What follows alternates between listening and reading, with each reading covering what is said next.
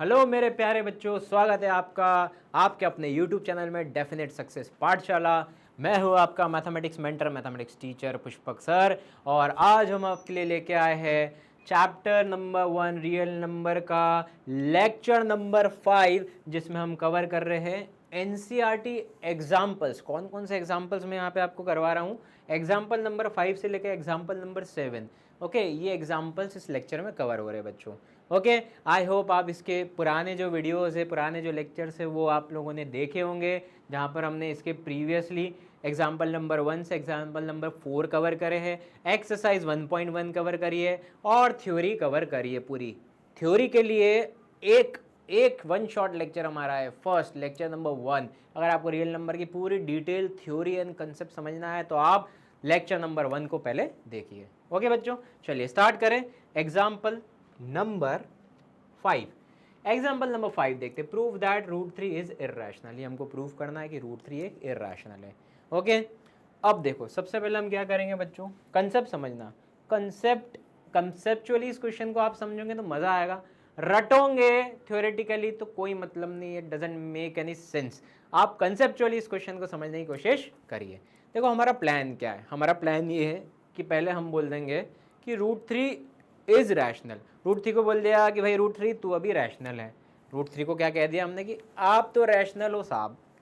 अब फिर हम इसको सॉल्व करना चालू करेंगे, फिर आखिरी में प्रूफ कर देंगे कि रूट 3 तो रैशनल नहीं है। आखिरी में हम ये बोल देंगे कि रूट 3 तो रैशनल नहीं है। हम यूज़ करेंगे मेथड ऑफ कॉन्ट्राडिक्शन यहाँ पर और बोल देंगे कि रूट 3 रैशनल नहीं है। और अगर रूट 3 रैशनल नहीं है ये प्रूव कर दिया तो फिर क्या हो जाएगा, रूट 3 इर्रेशनल हो जाएगा। क्या हो जाएगा बेटा, रूट 3 इर्रेशनल। तो ये हमारा कंसेप्ट है बिहाइंड दिस क्वेश्चन कि रूट 3 को बोल दिया आप तो रैशनल हो, फिर हम बोल देंगे, प्रूफ कर देंगे कि आप रैशनल नहीं हो। अगर आप रैशनल नहीं हो तो आप क्या हो, आप तो इर्रेशनल हो, तो रूट 3 इर्रेशनल हो जाएगा। चलिए तो कैसे स्टार्ट करते हैं, देखो सबसे पहले हम बोलेंगे that let us assume that root 3 is rational. जो हमने बात करी थी कि रूट 3 को बोल दो कि पहले आप तो रैशनल हो साहब, तो हमने अज्यूम कर दिया कि let us assume that root 3 is rational. Okay, अगर ये रैशनल है तो रैशनल नंबर को हम कैसे लिख सकते हैं, rational number can be written in the form of p upon q। तो अगर ये रैशनल है तो root 3 can be written in the form of p upon q, ये हमको पता है। ओके, अब p अपॉन q के फॉर्म में लिख दिया। अब p और q की तारीफ में क्या क्या लिख सकते हैं, तो यहाँ पे हमको वो लिखना ज़रूरी है, तो हम यहाँ लिखेंगे रैशनल नंबर हमको पता है, rational number are the number which can represent in the form of p upon q where p and q are integers and q is not equals to 0। q 0 के बराबर नहीं है। ओके, तो ये लिखे यहाँ पे, तो हम लिखेंगे here p and q are co-prime integer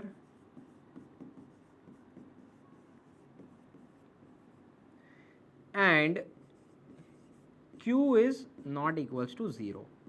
तो बच्चों हमने p और q की तारीफ में ये लिखा, और ये लिखना बहुत ज़रूरी है क्योंकि इसी पे पूरा क्वेश्चन बेस्ड है, इसी कंसेप्ट पे अभी मैं आपको बताऊंगा। तो बच्चों आप सबसे पहले ये समझो, मैंने यहाँ लिखा है p and q are coprime integers. ये को प्राइम क्या है, तो हमने प्रीवियस लेक्चर्स में डिस्कस करा है। ओके, कि को प्राइम नंबर के बारे में, ऐसे नंबर जिनका HCF 1 को प्राइम नंबर्स।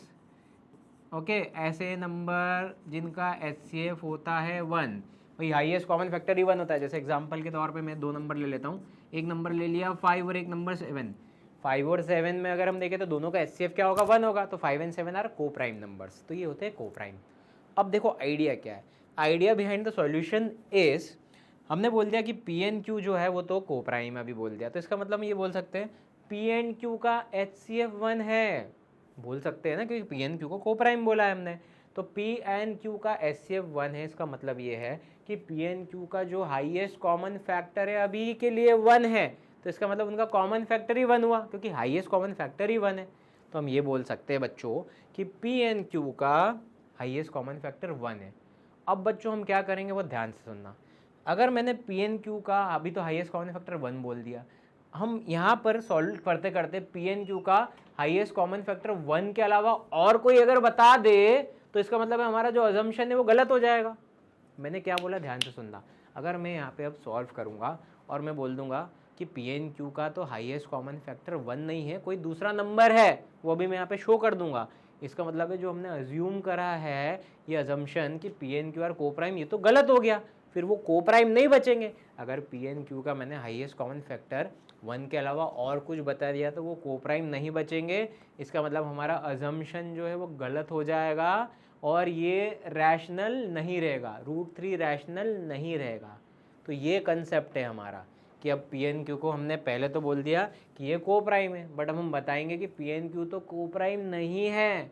अब यहाँ से वो स्टेप्स चालू करूँगा मैं कि मैं शो करूँगा कि पी एन क्यू को प्राइम नहीं है। तो ध्यान से समझना, कंसेप्चुअली चलेंगे, रटना नहीं है, कंसेप्ट को पकड़ो बच्चा। चलो ये आपको समझ में आ गया को प्राइम की कहानी। ओके, अब इधर देखते हैं। अब हम क्या कर रहे हैं बच्चों, नेक्स्ट स्टेप जो हमारी रहेगी, पी एन क्यू का हमको एक और कॉमन फैक्टर बताना है। उसके लिए हम क्या करेंगे, हमने करा स्क्वायरिंग बोथ साइड्स। अगर मैंने स्क्वायरिंग करा तो बच्चों ये क्या आ गया, √3 का स्क्वायर हो जाएगा 3 और ये हो जाएगा p² अपॉन q²। फर्दर इसको कैसे लिख सकते हैं, ये q² का मल्टीप्लाई 3 में हो जाएगा, 3q² इक्वल्स टू p², ऐसे लिख सकते हैं। यहाँ तक समझ में आया आपको, सिंपल मैथमेटिक्स लगाया हमने, दोनों तरफ स्क्वायरिंग कर लिया और हमने बोल दिया 3q² equals to p² transpose करके। ठीक है बच्चा, अब देखना, अब आप खुद बताइए मेरे को p² की वैल्यू आपको कैसे मिली है, जब 3 का मल्टीप्लाई कोई इंटीजर के स्क्वायर में हुआ है तो p² मिला है। तो मैं यहाँ से बोल सकता हूँ ना कि 3 इज फैक्टर ऑफ p², बोल सकता भाई 3 इज फैक्टर ऑफ p² बोल सकता हूँ कि नहीं, क्योंकि p² की वैल्यू 3 इंटू सम इंटीजर का स्क्वायर तो मिला है मुझे p²। या फिर ये भी बोल सकता हूँ कि अगर 3 p² का फैक्टर है तो ये भी तो कह सकता हूँ कि 3 डिवाइड्स p², 3 डिवाइड्स p²। अरे एक नंबर 10 ले लो और 10 लेके मैंने बोला कि 2 इज फैक्टर ऑफ 10, तो 2 डिवाइड्स 10, भाई 2 डिवाइड करता है ना 10 को, कंप्लीटली डिवाइड करता है ना, तो 2 डिवाइड्स 10 भी बोल सकते हैं। तो मैं यहाँ पे बोल सकता हूँ कि 3 डिवाइड्स p²। तो यहाँ से हम ये कंक्लूड कर सकते हैं कि 3 डिवाइड्स p²।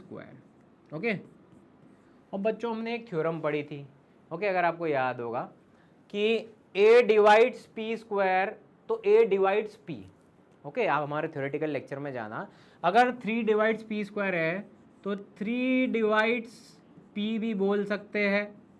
लेक्चर नंबर 1 में हमने थ्योरम डिस्कस करी है कि ये a डिवाइड्स p² रहेगा तो a डिवाइड्स p भी वैलिड रहेगा। ये थ्योरम हम डिस्कस कर चुके हैं लेक्चर नंबर 1, एक बार जाके देख लो अगर आपको नहीं पता हो तो। ओके, तो बच्चों ये बात हमको समझ में आ गई कि 3 डिवाइड्स p² है तो 3 डिवाइड्स p भी हम बोल सकते हैं। अब इसका मतलब ये है कि p को लिखा जा सकता है 3 इंटू सम इंटीजर के फॉर्म में, p को लिखा जाता है 3 इंटू c।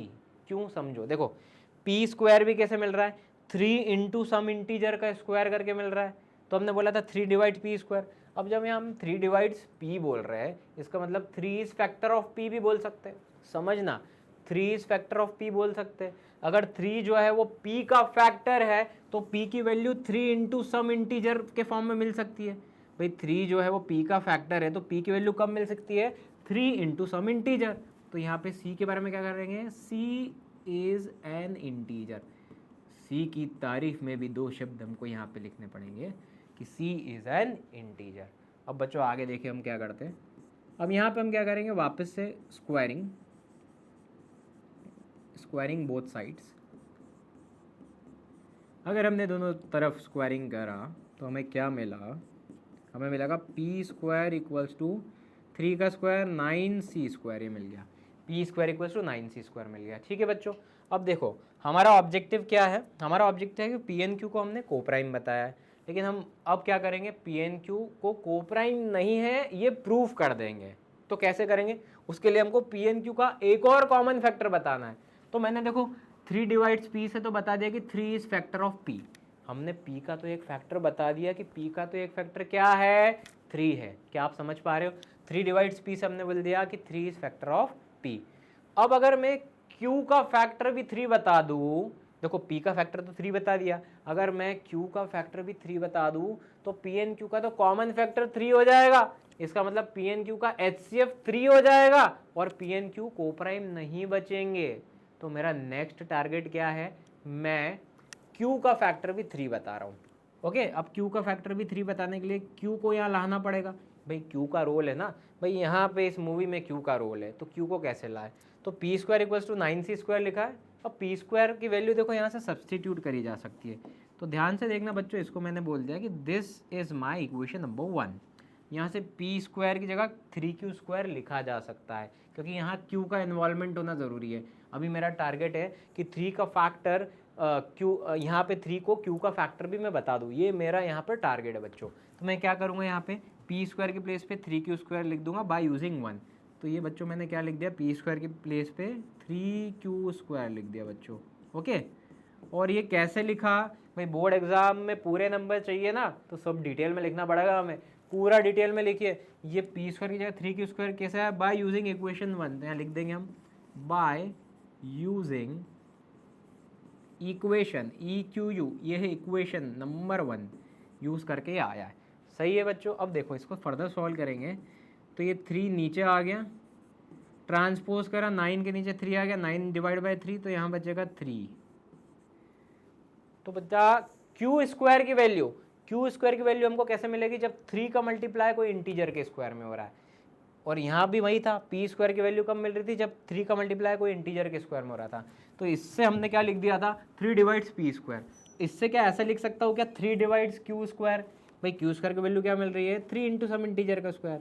तो इससे क्या कंक्लूड कर सकते हैं, 3 डिवाइड्स q², और अगर 3 डिवाइड्स q² है तो 3 डिवाइड्स q भी लिख सकते हैं हम, 3 डिवाइड्स q भी वैलिड रहेगा, जो हम यहाँ पे ऑलरेडी सीख चुके हैं। 3 डिवाइड्स p² है तो 3 डिवाइड्स p भी रहेगा। और इसके बारे में और डिटेल के लिए जानना है आपको, तो और डिटेल में जानना है तो थ्योरेटिकल लेक्चर नंबर 1 में जाइए, वहाँ इसका एक्सप्लेनेशन मैंने दिया हुआ है, ये थ्योरम हमने डिस्कस करी हुई है। ओके, चलिए अब आप देखो इस स्टेटमेंट से हमने क्या बता दिया था, 3 इज फैक्टर ऑफ p, भाई यहाँ से कंक्लूड हो गया था, और यहाँ से क्या कंक्लूड हो गया, 3 इज फैक्टर ऑफ q। तो इसका मतलब 3 तो p का भी फैक्टर हो गया, 3 तो q का भी फैक्टर हो गया। तो p एंड q अब कोप्राइम नहीं बचे, p एंड q का HCF 1 नहीं है, अब तो p एंड q का HCF 3 हो जाएगा, अब वो कोप्राइम नहीं बचेंगे। तो बच्चों हम यहाँ इतना करने के बाद एक स्टेटमेंट लिखेंगे हम। ओके, नेक्स्ट पेज पे एक स्टेटमेंट लिख रहे हैं, ये दोनों को ऑब्जर्व करते हुए हम क्या स्टेटमेंट लिख रहे हैं कि p एंड q का तो कॉमन फैक्टर 3 हो गया है, लिख सकते हैं ना। चलिए, तो वो कोप्राइम नहीं बचेंगे। Therefore 3 is common factor for p and q, so p and q are not coprime numbers. अब ये कोप्राइम नंबर्स नहीं बचे, क्योंकि इनके पहला HCF 1 था, हाईएस्ट कॉमन फैक्टर 1 था, बट हमने हाईएस्ट कॉमन फैक्टर अब 3 बता दिया। देखो 3 is common factor for p and q, so p and q are not coprime numbers. Okay, ये कोप्राइम नंबर नहीं बचे। इसका मतलब ये जो हमारे यहाँ पे अजम्पशन था ये गलत है। भाई उसके तो अगेंस्ट में बात हुई ना, हमने तो अज्यूम करा था कि ये रैशनल है, और पी और क्यू को बोला था कि पी एन क्यू तो कोप्राइम है, बट पी एन क्यू तो कोप्राइम नहीं बचे। तो हम यहाँ क्या लिखेंगे, therefore it contradicts the fact that P and Q are coprime numbers. भाई उसके अगेंस्ट में बात हो गई है ना। हैंस जो हमने अज्यूम करा वो गलत अज्यूम करा था। हमने क्या अज्यूम करा था, √3 को रैशनल। भाई हमने क्या अज्यूम करा था, √3 रैशनल, तो ये गलत अज्यूम करा है। Hence our assumption is wrong, hence our assumption is wrong तो इसका मतलब रूट थ्री जो रैशनल हमने अज्यूम करा है वो गलत है। भाई वो तो गलत बात कह दी हमने, रूट थ्री रैशनल नहीं है, ये गलत हो गया, हमारा अजम्पशन रॉन्ग हो गया, hence our assumption is wrong and root three is irrational number. तो हमारा अजम्पशन गलत हो गया और रूट थ्री कैसा नंबर हो गया, इर्रेशनल नंबर हो गया बच्चे, रूट थ्री हो गया इर्रेशनल नंबर। तो बच्चों ये स्टेटमेंट लिखना भी ज़रूरी है। आप पूरा सॉल्यूशन देखें, mark each and every steps, एक एक स्टेप लिखिए, पूरे 3 नंबर की तैयारी है। या बोर्ड एग्जाम में कैसे लिखेंगे, आप मेरे साथ कनेक्ट रहो, जुड़े रहो, एक एक स्टेप हम लिख रहे हैं यहाँ पर। ये proper ideal copy, proper representation of the solution for board exam यहाँ पर हम सीख रहे हैं बच्चों। तो एक एक स्टेप वेरी वेरी इंपॉर्टेंट है, ये सारी स्टेप आप लिखोगे और इसके बाद हम ये क्लोजिंग स्टेटमेंट लिखेंगे तो 3 मार्क आपको पूरे मिल जाएंगे बच्चों। ठीक है, आई होप इस क्वेश्चन का आपको कंसेप्ट समझ में आया है, रेदर देन रटना है ना, थ्योरेटिकल फॉर्म में इसको याद करना। कंसेप्ट पकड़ लिया आपने, हमने बोला इसको रूट थ्री रैशनल है तो पी एन क्यू क्या है, को प्राइम है, फिर हमने बता दिया कि को प्राइम तो ये है नहीं क्योंकि हमने पी एन क्यू का एक कॉमन फैक्टर 3 और बता दिया।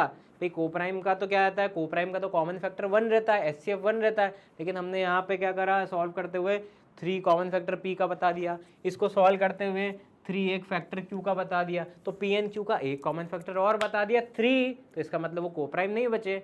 जो हमने यहाँ पे अज्यूम करा था, ये जो अजम्पशन का पाप करा था, ये तो गलत है, ये गलत हो गया, तो ये रैशनल नहीं बचेंगे, ये क्या हो जाएंगे, रूट थ्री हो जाएंगे irrational number, root three will be irrational. Okay बच्चा, आगे बढ़े। आई होप आपने ये सॉल्यूशन बहुत अच्छे से समझा है, कंसेप्चुअली इसका आपने सॉल्यूशन जो है यहाँ पर देख लिया है। अब अपन आगे बढ़ते हैं नेक्स्ट एग्जाम्पल नंबर 6 पे। Show that 5 minus root three is irrational. Okay, ये हमको बताना है। अब बच्चों इस तरीके के क्वेश्चन अगर बोर्ड एग्जाम में आता है तो वहाँ पे एक और क्वेश्चन में एक स्टेटमेंट और लिखा रहता है, मैं लिख देता हूँ यहाँ पे, show that 5 minus root three irrational where root three is irrational number. Okay, तो जब भी इस तरीके के क्वेश्चन बोर्ड एग्जाम में पूछा जाता है, आप देखेंगे पिछले 2-3 साल के पेपर उठा के, तो आपको ये भी लिखा हुआ मिलेगा। ओके, चलिए, तो इसको प्रूफ करने का तरीका क्या है, will go by the same flow. सबसे पहले हम अज्यूम कर लेंगे कि ये एक रैशनल है, तो हम लिखेंगे यहाँ पे, okay, let us assume that 5 minus root three is rational number.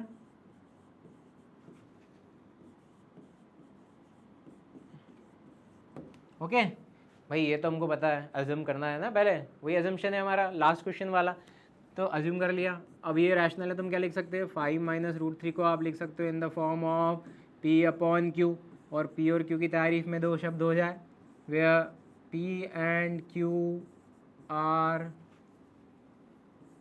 को प्राइम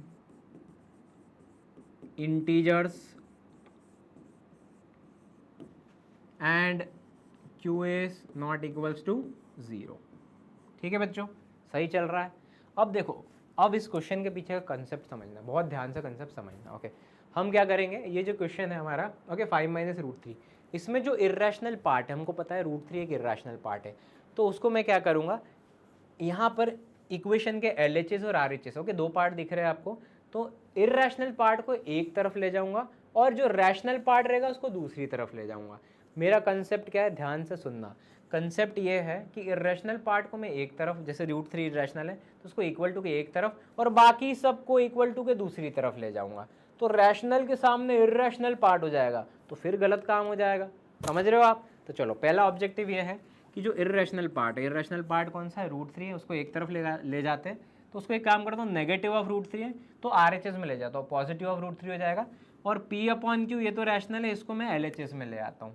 ओके, तो रैशनल पार्ट इक्वल टू के एक तरफ, इर्रेशनल पार्ट इक्वल टू के दूसरी तरफ, ये कंसेप्ट हम फॉलो कर रहे हैं। ओके, तो चलिए, ये हो जाएगा मेरा P अपॉन क्यू को LHS में ले आया मैं, तो ये पूरा रैशनल पार्ट LHS में और रूट थ्री को RHS में शिफ्ट कर दिया, नेगेटिव था तो रूट थ्री हो गया पॉजिटिव। अब बच्चों आप देखो, इसको फर्दर अगर मैं सॉल्व करूं, यहाँ पर 5 के नीचे कुछ नहीं है, 1 लिखा जा सकता है, 1 लिख दिया, 1 और q का एलसीएम क्या होगा, q होगा। Okay 1 q times q into 5, तो ये आ जाएगा मेरा 5q। q और q डिवाइड होगा बेटा 1 आएगा, 1 इंटू पी, तो आ जाएगा -p, और इक्वल्स टू में क्या है √3। तो बेटा ये देखिए आप ध्यान से, ओके इस फॉर्म में ये कन्वर्ट हो गया हमारा। अब हमको ये पता है कि √3 तो इर्रेशनल है। ओके ये क्वेश्चन में भी कहा गया है और हमको पता भी है √3 इर्रेशनल है। इक्वल टू के RHS में इर्रेशनल पार्ट और इक्वल टू के LHS में देखो 5q माइनस पी, भाई रैशनल में से रैशनल आएगा और रैशनल में से रैशनल डिवाइड करेंगे तो भी रैशनल रहेगा, तो ये एक रैशनल पार्ट है। तो हम यहाँ पे एक स्टेटमेंट लिखेंगे, बहुत ध्यान से सुनना समझना, ये स्टेटमेंट लिखना बहुत जरूरी है बेटा। तो हम यहाँ पे लिखेंगे S 5, Q, P। तो आप देखो यहाँ पे हमारे पास कितने इंटीजर है, एक 5 है, Q है, P है, तीनों को मैं यहाँ पे लिख देता हूँ 5QP। ओके आर इंटीजर्स, भैया इंटीजर्स है और हमको पता है all integers are rational number, भाई जो इंटीजर है वो रैशनल नंबर भी है ना। As 5QP are integers, okay therefore 5Q minus P upon Q, ये जो है ना बेटा पूरी LHS वाली वैल्यू, ये क्या रहेगी, विल बी रैशनल। ये वैल्यू कैसे रहेगी आपकी, रैशनल रहेगी, ये वैल्यू है रैशनल। तो इक्वल्स टू के LHS में जो वैल्यू है, ओके इंटीजर में से इंटीजर माइनस करोगे, इंटीजर आ रहा, इंटीजर अपॉन इंटीजर करा अपन ने यहाँ पे, ओके ये रैशनल अपॉन रैशनल करा, रैशनल नंबर मिल रहा है हमको। तो इक्वल टू के LHS में रैशनल है, ये हमने बता दिया है, 5Q माइनस P/Q एक रैशनल है बता दिया, और RHS में इर्रेशनल है, तो ये तो गड़बड़ हो गया भाई, रैशनल इर्रेशनल के बराबर थोड़ी हो सकता है। तो यहाँ पे फिर हमने जो करा वो गलत करा है, तो हम वही लिखेंगे बच्चों कि ये तो गड़बड़ हो गई है साहब, अब इसको लिखना है हमको। तो हम यहाँ पे क्या लिखेंगे, इसके आगे हम ये लिख सकते हैं देयरफॉर, यहाँ पे रैशनल है बच्चों, rational can not be equal to, यहाँ पे क्या है इर्रेशनल, भाई रैशनल कभी भी इर्रेशनल के बराबर नहीं हो सकता है। ओके तो फिर हम वही स्टेटमेंट लिखेंगे कि यहाँ पे हो गई है हमसे गलती, अज्यूम करने में हो गई है गलती, तो लिख देंगे देयरफॉर आवर assumption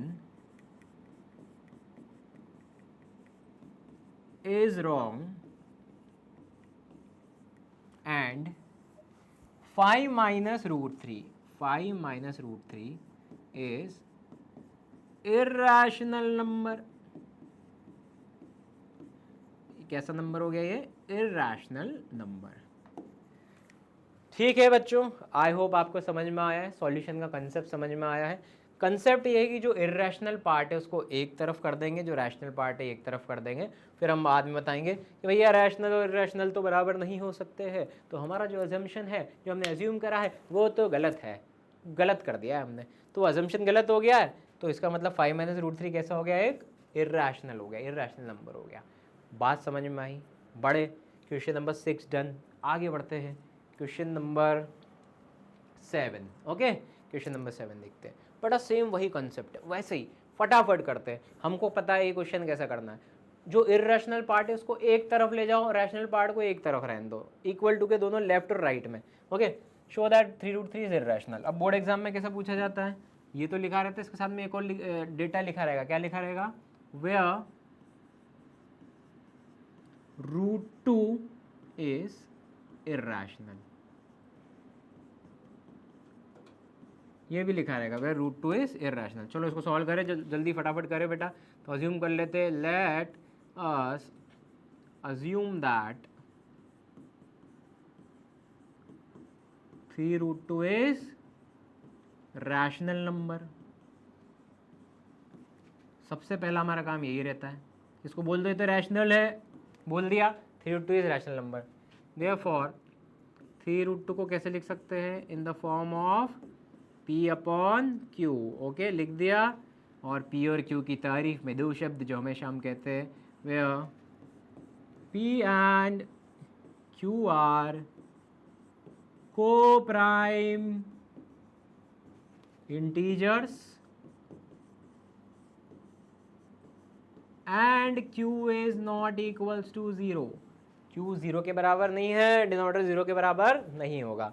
इसके बाद नेक्स्ट स्टेप क्या बताई थी भाई सर ने, क्या बताई थी नेक्स्ट स्टेप, कि जो इर्रेशनल पार्ट है इसको एक तरफ ले जाने का है, जो रैशनल पार्ट है इसको दूसरी तरफ रखने का है। तो यहाँ पे रैशनल पार्ट कौन है, √2, ओके, रैशनल पार्ट 3 है। तो भाई एक काम करते बेटे, √2 को LHS में ही रहने देते, 3 को हम यहाँ पर ट्रांसपोज कर देते हैं, RHS में ले आते हैं। तो √2 इक्वल्स टू P/3Q, सही है। अब यहाँ पे हमको पता है ये तो इर्रेशनल है, ये तो रैशनल है, तो उसको लिखेंगे ना पहले बेटा, जैसे हमने लास्ट क्वेश्चन में लिखा था। लास्ट क्वेश्चन में लिखा था ना यहाँ पे S5QPR इंटीजर्स, तो ये पूरा रैशनल होगा। तो यहाँ पे कौन है, 5 है, 3 है, Q है। S5, P, Q are integers, therefore P/3Q will be rational, ये रहेगा रैशनल। क्या बच्चा समझ पा रहे हो आप इस बात को, इस बात की गहराई है आपने 6th 7th 8th क्लास में पढ़ी है, ओके। तो ये देखो आप इंटीजर अपॉन इंटीजर करा है अपन ने, ये रैशनल बाय रैशनल, रैशनल रहेगा हेंस। और √2 तो हमको पता है, and we know √2 is irrational, भाई दिया हुआ है। तो यहाँ पे हम लिख देंगे irrational can not B equals to rational, ये पाप हम नहीं कर सकते, दोनों को बराबर नहीं कर सकते। Irrational can not B equals to rational, तो क्या हो गया, हमारा जो अजम्पशन है वो गलत हो गया। तो यहाँ लिख देंगे स्टेटमेंट, क्लोजिंग स्टेटमेंट, 3 मार्क में क्वेश्चन आता है, क्लोजिंग स्टेटमेंट लिख देंगे हम, hence our assumption is wrong and 3√2 is irrational number। कैसा हो गया ये, irrational number हो गया। क्या बात क्लियर हो गई बच्चों, आपको पूरा कंसेप्चुअली सॉल्यूशन क्लियर हो गया, आई होप। ठीक है, आगे बढ़े, डन, समझ में आ गया जब हमको कोई भी नंबर को इरेशनल प्रूफ करना है तो क्या अप्रोच होना चाहिए, अप्रोच समझ में आ गई है, ओके। चलिए, तो क्वेश्चन नंबर 7, एग्जाम्पल नंबर 7 ये भी खत्म हुआ, ओके। तो फाइनली हमारा लेक्चर एंड होता है बच्चों, ओके। अगर आपको ये लेक्चर अच्छा लगा है, सब चीज़ें बहुत बढ़िया समझ में आई हैं, तो अपने दोस्तों को भी फटाफट शेयर करिए हमारे लेक्चर के लिंक, चैनल को अपना चैनल जो है उसको सब्सक्राइब करिए, ओके। लेक्चर को लाइक करिए, कमेंट करिए, कोई भी डाउट है तो आप कमेंट में डाउट लिख सकते हैं, वहाँ आपको आंसर दिया जाएगा। और जो हमारे 11th 12th के बच्चे हैं जो नीट की तैयारी कर रहे हैं, उनके लिए डेफिनेट सक्सेस क्लासेस लेके आए एक ऑनलाइन फोकस प्लस प्रोग्राम, जिसके कुछ फीचर्स ये है कि आपकी डेली लाइव क्लासेस रहेगी, डाउट डिस्कशन रहेगा, 1-to-1 फैकल्टी से आप चैट कर सकते हो, टेस्टिंग एंड एवेल्युएशन नीट के बेस्ड पे रहेगा, और प्रीमियम स्टडी मटेरियल आप तक पहुंचाया जाएगा। जो यहाँ ऑफलाइन बच्चे जो है ऑफलाइन क्लासेस में उनको स्टडी मटेरियल मिलता है, वही आप तक पहुंचाया जाएगा। तो एक बहुत बढ़िया प्रोग्राम प्लान करा है for 11th and 12th NEET का बच्चा।